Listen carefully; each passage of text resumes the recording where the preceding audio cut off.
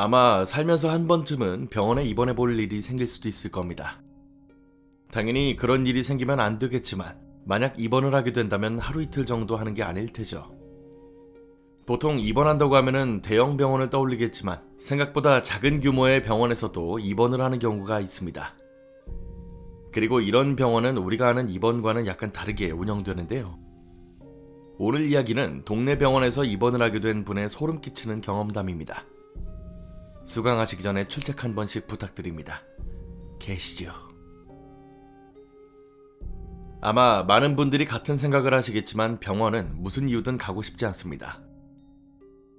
보통 병원에 간다는 것은 절대로 좋은 이유로 가는 게 아닐 테니까요. 하지만 제가 병원에 가기 싫어하는 것은 단순히 이런 이유가 아니라 그때의 끔찍한 기억 때문입니다.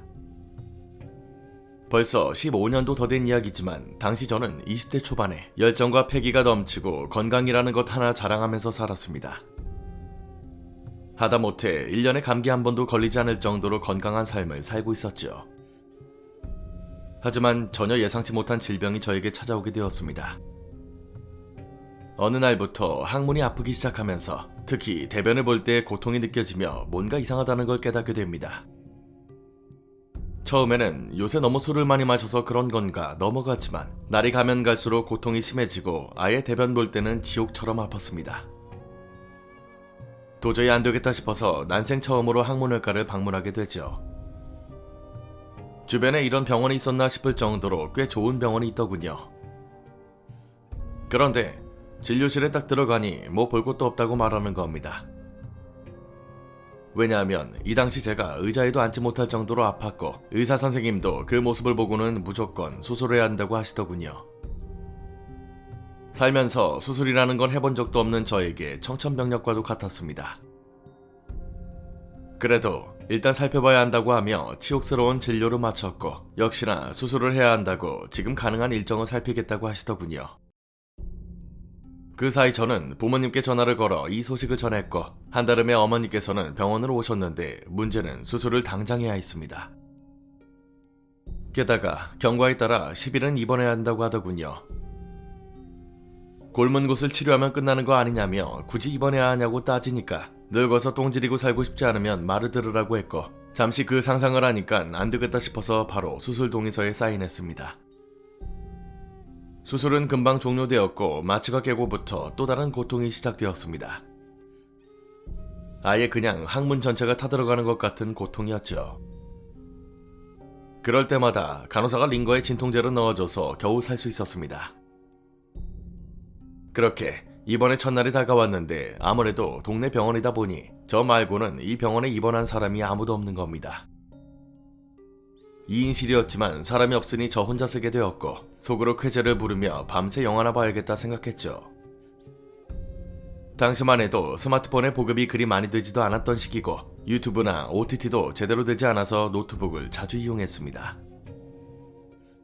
어머니께 부탁드려서 노트북을 가지고 와주셨고 저는 밤에 볼 영화를 열심히 다운로드하며 입원을 준비했죠. 저녁 9시 정도가 되니까 간호사가 링거를 갈아주면서 아무래도 새벽에 아플 수 있으니까 최대한 12시 전에는 자고 내일 보자고 하는 겁니다. 혼자 무료하게 영화를 보고 있다 보니까 어느덧 자정이 가까워졌는데 계속 모니터를 보고 있어서 피곤했는지 곧바로 잠에 들었습니다. 그런데 극심한 고통 때문에 새벽에 눈이 떠졌습니다. 게다가 수술은 확실히 수술이더군요. 몸이 완전히 녹초가 된 건지 아예 사리 분별을 못할 정도로 몸이 뜨거워졌고 항문은 타들어가는 고통이 또 이어지며 너무나도 힘든 시간이었습니다. 도저히 혼자 견딜 수가 없어서 겨우 목소리를 내어 살려달라고 말했는데 한참을 신음하면서 도움을 요청해도 밖에서는 아무런 반응이 없었지요. 대학병원 같은 곳에 보면 벨을 눌러서 간호사를 호출할 수 있는데 여긴 그런 것도 없었고 그냥 병원 침대 하나 덜렁 있는 곳이었습니다. 도저히 움직일 수 없을 정도로 아픈 와중에 계속 소리를 지르는데 거의 20분가량을 혼자 시달리고 있다가 이제는 거의 눈이 감기기 직전이었습니다. 그때 입원실 방문을 열고 간호사가 들어왔고 이내 링거를 만지작거리는 걸 느낄 수 있었죠. 아마 이 정도로 힘듦을 잘 모르시는 분들도 계실 겁니다. 단어 하나도 입에서 나오지 않을 정도로 진이 빠져 있었는데 간호사가 왔으니 괜찮다는 안심이 들면서 그대로 기절하듯 잠에 들었습니다. 아침이 되자 간호사가 들어와서 밤새 괜찮았냐고 오늘부터는 한결 나아질 거니까 너무 걱정 말라고 하더군요. 링거를 갈아주면서 말을 하는데 그 모습을 보고 딱 한마디 했습니다. 새벽에 정말 감사했다고. 간호사님 아니었으면 나 진짜 죽었을 거라고 말이죠. 그런데 간호사가 저를 이상한 눈으로 쳐다보는 겁니다. 그리고는 새벽에 내가 뭘 도와드린 거냐고 묻더군요. 그래서 새벽에 너무 힘들었는데 진통제 넣어주셔서 겨우 살았다고 대답했죠. 하지만 여전히 간호사는 이상하다는 표정을 짓고 있었습니다. 그리고 본인은 새벽에 병원에 없었다고, 아니 어제 저녁부터 이 병원에 저 빼고 한 명도 없었다고 말하는 겁니다. 저야 당황스러워서 어제 분명 링거 갈아주셨다고 말했는데 간호사는 당최 이해할 수 없다는 표정을 지으며 밖으로 나갔죠. 뭔가 간호사들끼리 착오가 있었던 게 아닐까 생각했습니다. 솔직히 저 혼자 병원에 있었다는 게 이때까지만 해도 잘 와닿지가 않았죠. 그렇게 이번 2일차가 되었을 때 이날도 어제 보던 영화를 봤습니다. 한참 영화에 몰입해 있는데 밖에서 조금 거슬리는 소리가 들리더군요. 입원실 문을 열고 나가면 바로 접수처가 있는데 그쪽에서 계속 띡 이런 소리가 들리는 겁니다. 처음에는 저러다 말겠지 싶었지만 한 번 소리를 인지하다 보니 점점 거슬리기 시작했고 영화에 집중이 떨어지면서 짜증이 나기 시작했습니다. 안 그래도 거동이 불편한데 이거 나가서 말할까 말까 한참을 고민했고 끝내 소리가 멈추지 않아서 링거를 끌고 밖으로 향했습니다. 그런데 문을 열고 나가보니 아예 새까만 광경이 펼쳐지더군요.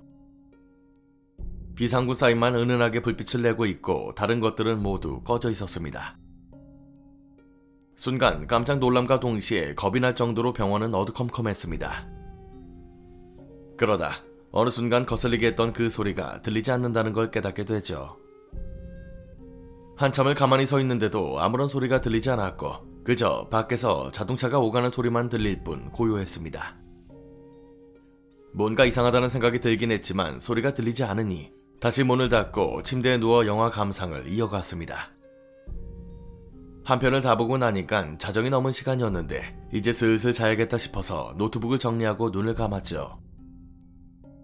그러다 또다시 극심한 고통 때문에 새벽에 눈이 저절로 떠졌고 미리 말해서 받아놨던 진통제를 삼키고 약효가 나올 때까지 버텼습니다. 너무 아프다 못해 식은땀까지 쏟아지는 와중에 또다시 그 이상한 소리가 밖에서 들려오는 겁니다. 띡 이런 식으로 규칙적인 소리가 들려왔고 아픔과 짜증이 동시에 느껴지면서 혼자 쌍욕을 하기도 했습니다. 서서히 진통제 효과가 나타나면서 자연스럽게 잠에 들어서 다행이었죠. 다음날이 되자마자 진료를 보러 온 간호사에게 소리에 대해 말했습니다. 뭔지 모르겠지만 너무 거슬릴 정도로 소리가 들린다. 혹시 뭐 전자기기나 소리가 날 만한 게 있으면 없애달라고 부탁했죠. 간호사도 알겠다고 말했고 오늘은 좀 편히 자겠다 생각했습니다.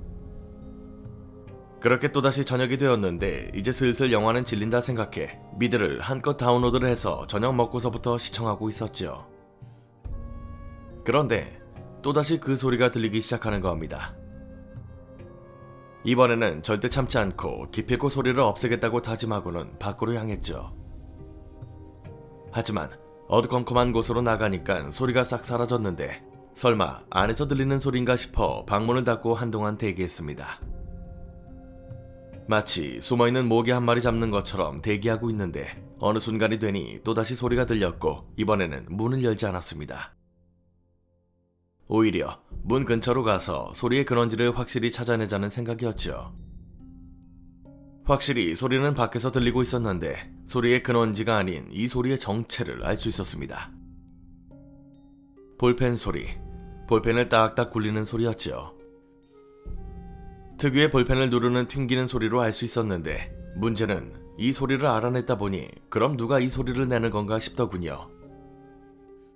볼펜 소리를 내려면 결국 사람이 해야 된다는 건데 분명 지금은 나밖에 없어야 되는데 왜 그런지 도저히 이해가 되지 않았습니다. 그와 동시에 겁이 나기 시작하면서 도저히 문을 열지 못할 정도로 얼어붙었죠. 그 와중에도 계속해서 소리가 들려왔고 저는 아주 조심스럽게 침대로 돌아와 누웠습니다. 일부러 드라마는 켜두었지만 머릿속으로는 계속해서 해결책을 떠올렸습니다. 아니, 정확히는 저 소리가 볼펜 소리가 아닐 것이다. 분명 그것과 비슷한 소리를 내는 무언가가 있을 거라고 스스로를 속였습니다. 그렇게 새벽 1시까지 계속 소리는 들려왔고 저는 저 스스로에게 계속해서 저게 사람이 내는 소리가 아니라고 말했습니다. 그리고 확실히 사람은 적응의 동물이라는 걸 알게 되었죠. 계속 스스로 되뇌이다 보니까 이게 당연히 사람이 아니라고 생각했고 그대로 문을 열고 나가 소리가 들리던 데스크 쪽을 살폈습니다. 역시나 소리는 제가 문을 열자마자 멈췄는데 아예 그걸 찾아내겠다고 작정한지라 열심히 주변을 뒤졌지요. 하지만 끝끝내 소리의 근원지를 찾지 못했는데 열심히 접수처 근처에서 찾고 있으니 그 소리가 다시 들리는 겁니다. 그런데 이 소리가 접수처에서 들리는 게 아니라 병원 깊숙한 안쪽에서 들리는 겁니다. 틱, 틱, 볼펜 소리가 접수처 오른쪽으로 늘어진 복도에서 들리고 있었죠. 몸을 일으키며 어떻게 저기서 이 소리가 들릴 수 있는 건가? 방에서 들었을 때는 분명 코앞에서 들리는 것처럼 느껴졌는데 뭘까 싶었습니다. 그리고 링거를 끌고 복도에 들어섰는데 구석탱이에 있는 비상구 쌓인 불빛으로 안쪽이 보이더군요. 처음에는 전혀 몰랐습니다. 어둠에 눈이 익숙하지 않아 제대로 보이지도 않았으니까요. 근데 복도 끝쪽을 보니까 웬 사람 같은 검은 형상이 우두커니 서 있는 겁니다. 저게 사람이 맞나? 왜 저게 사람처럼 보이지? 한동안 서서 검은 그림자를 보고 있는데 이제는 이게 앞으로 슬슬 움직이는 겁니다. 제 착각도 아니었습니다. 분명 그것이 제 쪽으로 서서히 다가오고 있었죠.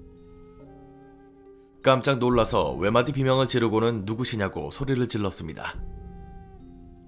너무 무서워서 몸은 못 움직이겠고 저 사람은 계속 이쪽으로 오는데 진짜 얼이 다 나갈 정도로 겁에 질리더군요. 틱, 틱 소리도 그 사람이 내고 있다는 걸 알 수 있었고 점점 다가오는 광경을 지켜보며 싸울 준비를 했습니다. 도둑이나 강도일 거라는 생각에 링거 지지대를 들고 싸우자고 생각했는데 점점 눈이 어둠에 익숙해지고 그것이 가까워지면서 보이더군요. 저 사람이 간호사 복장을 입고 있다는 걸 말입니다. 정말 짧은 찰나에 이 모든 일이 일어났지만 제가 기절한 이유는 다른 것 때문이었죠. 간호사의 얼굴까지 보일 만큼 가까워졌을 때 눈이 있어야 할 자리에 눈이 없고 다리 한쪽이 없다는 걸 봐버렸습니다. 그리고 그대로 쓰러져 기절했는데 눈을 떴을 때는 새벽녘이 밝아오고 있었죠. 당연히 아무도 병원에 오지 않을 시간이었기 때문에 저는 쓰러진 자리 그대로 누워 있었고 그대로 일어나서 방문을 걸어 잠갔습니다.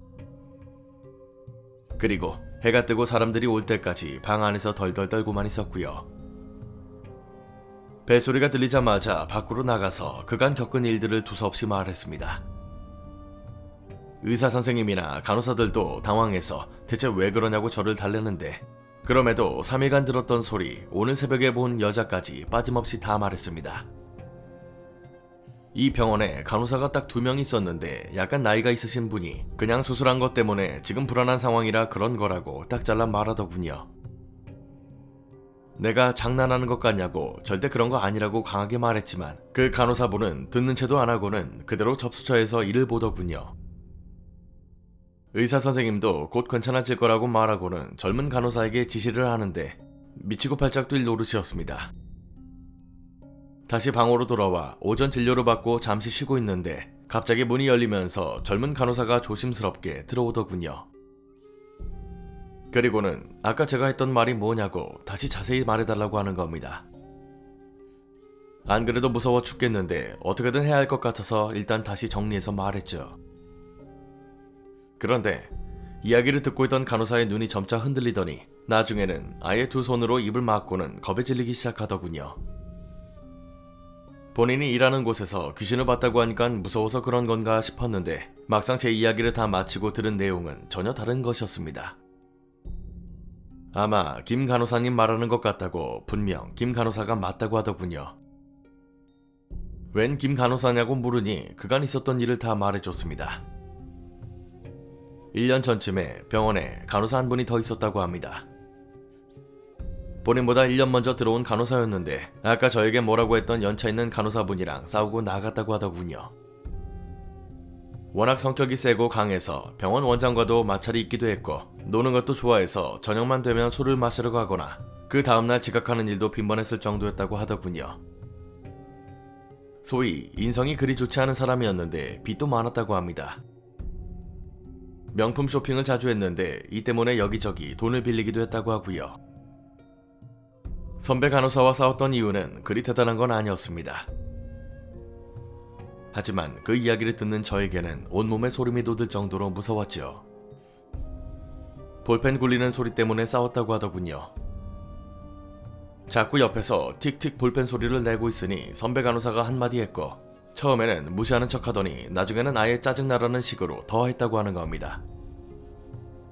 그러다 언성이 높아지면서 싸우게 되었고 3일 뒤에 그대로 일을 그만뒀다고 말입니다. 안 그래도 신경 쓰이는 부분이 많은 사람인지라 다들 잘 됐다고 생각했는데 6개월도 채 지나지 않아서 그 간호사의 부고 소식이 전해졌답니다. 스스로 목숨을 끊었는데 쌩쌩 차가 달리는 도로에 그대로 몸을 던졌다고 하더군요. 그 이후로 병원에서 귀신이 나왔다거나 하는 일은 전혀 없었대요. 근데 갑자기 제가 와서는 그 간호사를 본 것 같은 이야기를 하고 있으니 지레 겁을 먹었던 것이고 선배 간호사도 그걸 깨닫고 저를 혼냈던 거였죠. 그래서 제가 어제 본 그 간호사가 다리 한쪽이 없었다고 말하니 달리는 차에 뛰어들었으니 뭐 제대로 붙어있는 게 있겠냐고 답하는 겁니다. 대화를 마치고 간호사가 밖으로 나가고 나니 사태는 점점 심각해졌습니다. 저들은 저녁에 이곳에 있지 않지만 저는 앞으로 더 있어야 한다는 사실을 알아챘거든요. 오늘은 도저히 있을 수가 없어서 어머니께 전화를 걸어 다 말씀드렸습니다. 그리고 제발 병원을 옮겨서라도 여기 하루도 더 못 있겠다고 땡깡을 부렸죠. 결국 의사 선생님을 비롯해 간호사들에게도 일을 전했고 괜찮다고 헛것을 본 거라고 계속 저를 달랬으나 결국 병원을 옮기는 데 성공했습니다. 어차피 관리하는 것이라 촉탁의료로 겨우 저녁이 되기 전에 병원을 옮길 수 있었죠. 그날 다른 병원에 있을 때도 겁이 났지만 다행히도 이상한 소리가 들리거나 귀신을 보진 않았습니다. 그리고 며칠 뒤 퇴원하면서 더 이상 병원 근처에 갈 일은 없었죠. 나중에 한 번 더 내방할 일이 있어서 처음 그 병원에 갔는데 뭐 별다른 이야기는 못 들었고 그때를 마지막으로 더 이상 그곳에는 가지 않았습니다. 하지만 그 기억은 강하게 남아 지금도 병원에는 절대로 가고 싶지 않아 하고 이번은 죽어도 싫다는 트라우마가 깊이 생겨버렸습니다. 이야기는 여기까지입니다. 진짜 이런 일이 있으면 입원하기 싫어서라도 건강하게 살 것 같네요. 홀로 남겨진 병원만으로도 이미 충분히 무서운데 하필 다리 하나 없는 간호사가 나타났으니 트라우마는 당연할 겁니다. 반년 전에 죽었는데도 여전히 병원을 돌아다닌다는 건 아마 그 이후로도 사라지지 않았을 것 같은데요. 제보자분 외에도 그곳에 입원하는 분이 있다면 비슷한 걸 겪지 않았을까 싶네요. 굳이 입원한다고 한다면 사람들이 상주하거나 많은 곳이 낫겠습니다. 오늘 강의는 여기까지입니다. 재밌게 봐주셨다면 공포학과의 수강 신청 부탁드립니다. 공포학과 M교수였습니다.